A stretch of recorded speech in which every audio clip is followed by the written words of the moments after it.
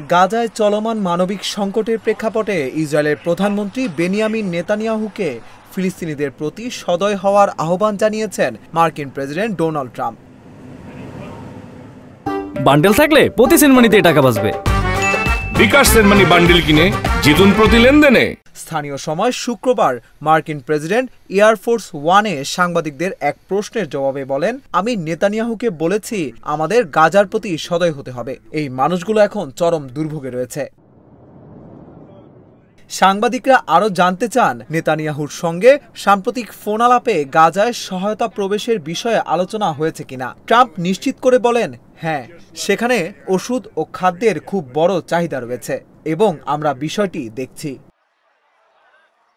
Reuters জানায়, গত ২ মার্চের পর থেকে গাজায় কোনো ধরনের আন্তর্জাতিক সহায়তা প্রবেশ করেনি। অন্যদিকে ইসরায়েল জানিয়ে দিয়েছে হামাস অবশিষ্ট সব জিম্মিকে মুক্তি না দেওয়া পর্যন্ত পণ্য প্রবেশ করতে দেওয়া হবে না। জাতিসংঘের ওয়ার্ল্ড ফুড প্রোগ্রাম জানিয়েছে গাজায় তাদের খাদ্যের মজুদ পুরোপুরি শেষ হয়ে গেছে।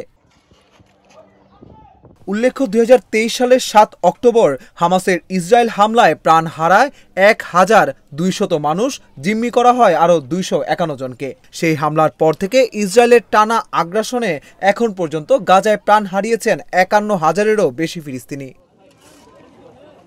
মানবতার এই সংকটময় মুহূর্তে মার্কিন প্রেসিডেন্টের এই বার্তা ইসরায়েলের ওপর আন্তর্জাতিক চাপ আরও বাড়াবে বলেই মনে করছেন বিশ্লেষকরা।